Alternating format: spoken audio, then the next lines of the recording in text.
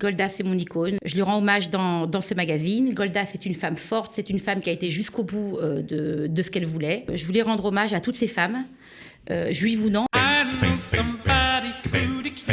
Sortez, respirez, c'est le Quality Time. Salut à tous, bienvenue. On a le plaisir d'accueillir tout de suite notre amie Léa Tov. Léa, bonjour. Bonjour Cathy. Alors, si vous la suivez sur les réseaux sociaux, évidemment, son visage ne vous est pas inconnu. C'est la rédactrice en chef et directrice de la publication de Golda Magazine. Voilà. Et elle est là parce que, à la veille de Yom Ha'atzmaut, on s'est dit que le clin d'œil qu'elle fait aux Français en sortant un magazine israélien, c'est le premier d'ailleurs, en kiosque à Paris le jour de Yom Ha'atzmaut, eh bien, ça nécessitait bien une émission. Dans toute la France. Dans toute la France, mais même évidemment. La Belgique et le Luxembourg. Exactement. Alors, on va détailler un petit peu, mais comment tu t'es lancée dans cette aventure qui est tellement compliquée? On sait que la presse aujourd'hui n'est pas au mieux de sa forme, c'est le moins qu'on puisse dire, que les journaux ferment les uns après les autres. Et toi, tu sors non seulement un magazine israélien, on peut dire ça comme ça, parce que c'est exactement ça. Tu n'as pas changé les articles et tu le sors Yom Ha'atzmaut et tu l'appelles Golda comme Golda Meir. Et plus encore, le premier article quand on ouvre le magazine, c'est un article vraiment consacré à Golda Meir. Bah oui, Golda, c'est mon icône. Je lui rends hommage dans ce magazine. Golda, c'est une femme forte, c'est une femme qui a été jusqu'au bout de ce qu'elle voulait. Et je voulais rendre hommage à toutes ces femmes, juives ou non, parce qu'en couverture, on a une Iranienne qui s'appelle Nexia, qui est une femme extraordinaire. Donc, je voulais pas que l'icône et le nom de Golda restent uniquement pour la communauté juive. Il y a des icônes pour le monde entier. Je voulais que Golda soit une icône de la femme forte. Et je voulais montrer à tout le monde ce que c'était une Golda. Alors, on va revenir sur l'aventure quand même, parce que l'entreprise d'arriver à créer un magazine en Israël quand on est autodidacte, comme toi, c'était pas ton métier quand tu es arrivé ici en 2012. Comment tu t'es lancée dans la presse féminine d'abord? Alors, c'est des hasards. Alors, comme tu l'as dit, j'étais très, très présente dans les réseaux sociaux. Ouais. J'avais monté un groupe qui avait cartonné tout de suite. Et puis, je me suis dit, qu'est-ce que je vais faire avec tout ça? J'avais commencé à faire des petits déjeuners pour rassembler les Olim Pradashim, pour les aider. J'avais fait plein de petites vidéos, plein de petites choses comme ça. Et puis après, je me suis dit, mais qu'est-ce que je vais faire de ce groupe? J'avais plus de presque 15 000 membres. Et puis, une amie m'a dit, pourquoi tu fais pas un magazine? J'ai dit, mais je connais rien. Vraiment, je connais rien. Et puis, c'est ça qui est incroyable dans cette aventure. Vraiment, ça me fait sourire à chaque fois parce que, voilà, t'as rien lâché, t'as tout appris, t'as appris un métier. Voilà, en fait. J'ai appris un métier. Ouais, j'ai appris un métier. Je me suis pris au jeu, puis j'adore.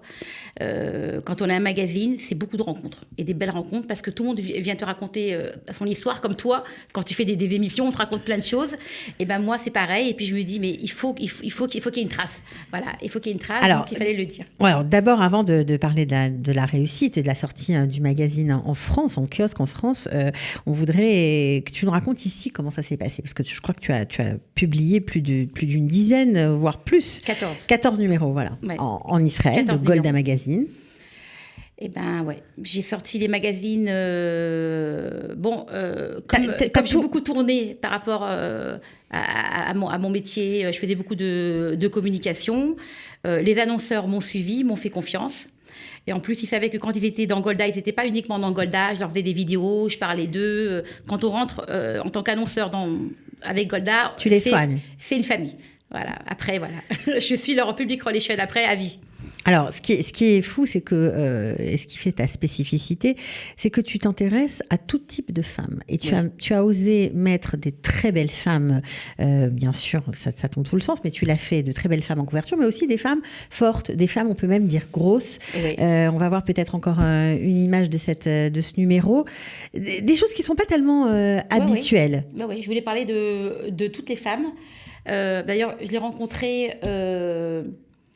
pour les 70 ans de la mode en Israël. Elle est venue me voir, elle savait que j'avais un magazine féminin et elle m'a dit, tu sais, je suis mannequin pour les femmes rondes. J'ai dit, ah bon? Et puis j'ai dit, un jour je ferai un magazine avec toi.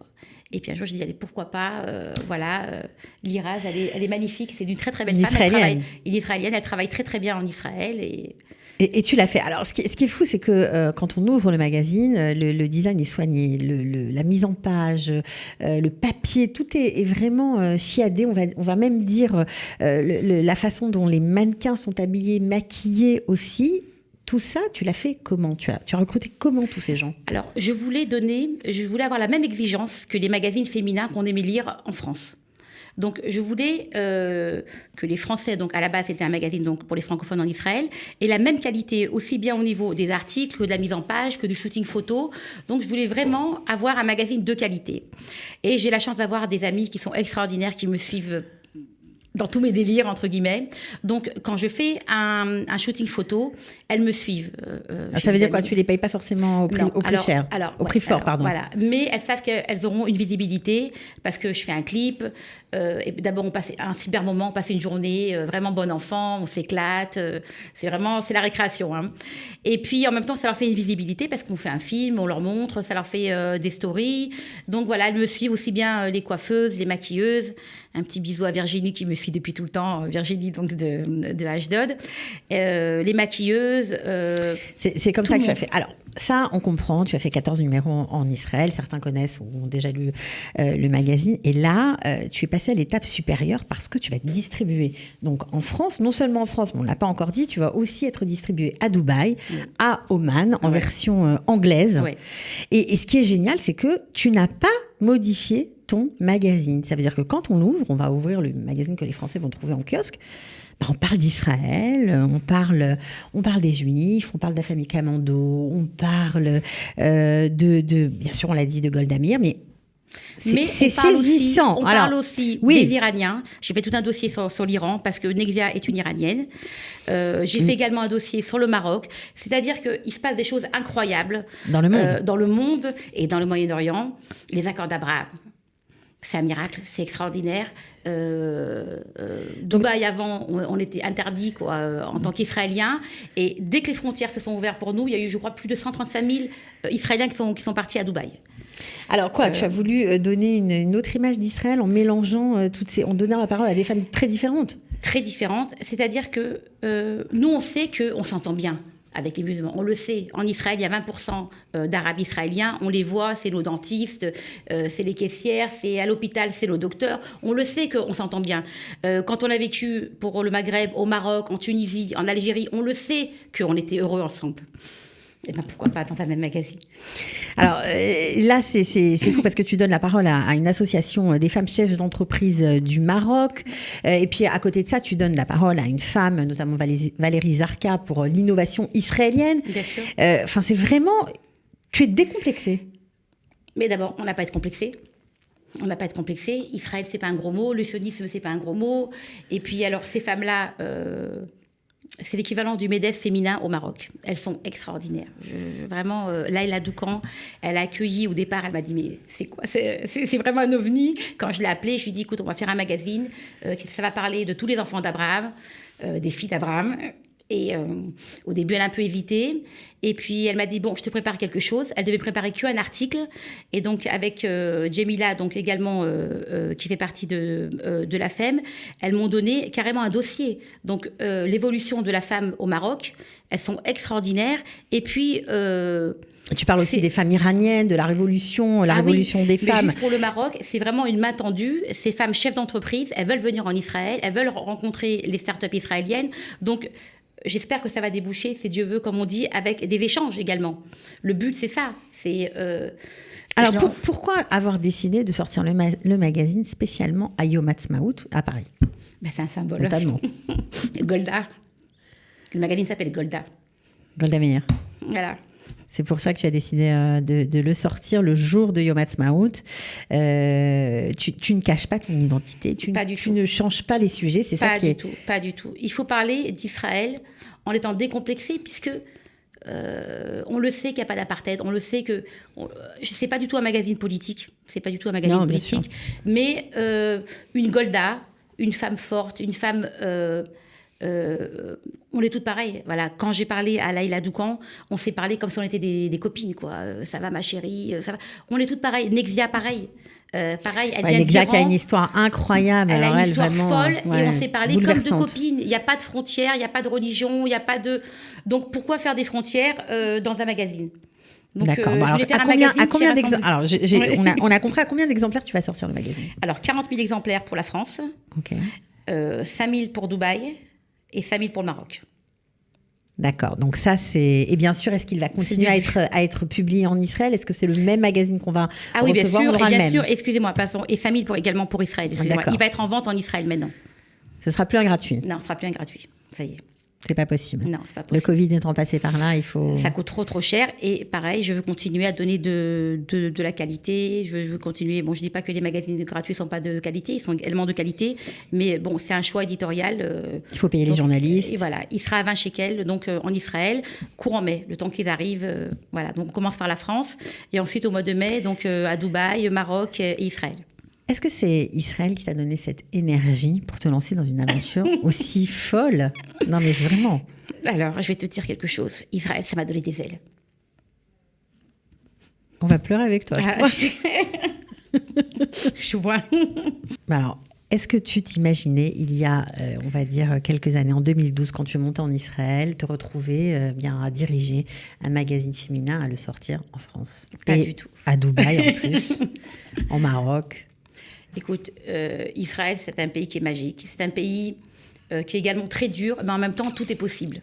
Tout est possible. Quand tu veux faire quelque chose, les portes, elles s'ouvrent assez rapidement parce que tu as accès à des personnes dont tu n'aurais pas accès en France. Donc, voilà. Ça s'est fait plus facilement, on va dire, que ce que tu m'aurais pu imaginer. De la volonté, de l'amitié, des rencontres... Voilà. Il faut des sous quand même pour tout ça. Comment tu as fait? Il faut des sous. C'est les sponsors, les gens qui ont cru en moi. D'ailleurs, je les remercie vraiment. Depuis le début, il y en a qui me suivent depuis le début. Je pense à Laurence Zemmour. Depuis le début, elle est avec moi. Elle me lâche pas. Je lui ai dit, écoute, je vais faire un magazine en France, à Dubaï. Elle m'a dit, ok, je suis avec toi. Voilà, c'est extraordinaire. C'est des femmes extraordinaires. Ok. Vraiment. Alors, juste pour conclure, est-ce que pour toi, ce sera cette année ton plus joli Yom Ha'atzmaut? Tous les Yom Ha'atzmaut sont beaux. Quand on est en Israël, c'est extraordinaire. Mais il y aura une petite connotation magique. Et je suis vraiment super fière d'emmener Golda en France, à Dubaï, au Maroc et en Israël. C'est vraiment une fierté pour moi. En même temps, je montre des artistes comme Dylan Parianti.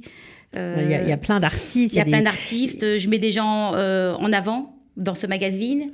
Il y a également des journalistes qui sont super fiers d'écrire pour ce magazine. Elles sont super fières. Donc, c'est un projet qui est collectif. Il n'y a pas d'hommes qui écrivent, il y a quand même des hommes. Oui, il y a des hommes, il y a Jérémy, j'habite à la Fraye, il y a des hommes. C'est vrai que 80% c'est des femmes. Et puis aussi, c'est des rencontres, comme je voulais rendre hommage également à la régie pub, Serge Bénichou. Quand je lui ai téléphoné, il m'a pris pour une martienne, il m'a dit non, un magazine communautaire. Un magazine communautaire, non, machin, parce que lui, il s'occupe que de grands magazines. Et je lui ai dit, fais-moi confiance, il va être très beau, tu vas être très fier du magazine. Et maintenant, en fait, il faut avoir un grand pouvoir de conviction. Écoute, je pense que j'y croyais. Et maintenant qu'il a vu le magazine, il va carrément envoyer des gens pour travailler que sur Golda à Dubaï. Okay. Donc ça, c'est extraordinaire. Donc il y a un potentiel. Mais en tout cas, voilà, pour ceux qui aiment les femmes de notre région, les Israéliennes, mais aussi les Iraniennes, les Marocaines, les Françaises, tout le monde. Une Golda, c'est une femme forte, une femme qui n'a peur de rien, une femme qui va jusqu'au bout de ses idées. Voilà, comme Nexia, comme plein de femmes. On parle aussi bien des femmes, tu as vu, comme Eddie Lamar. Les Golda qui ont vécu il y a longtemps, comme maintenant, comme contemporaines. Et j'espère que ça va déboucher également à des échanges, comme je t'ai dit, avec le Maroc. Apparemment, ça risque de se faire. En tout cas, on voulait te dire bravo. Merci.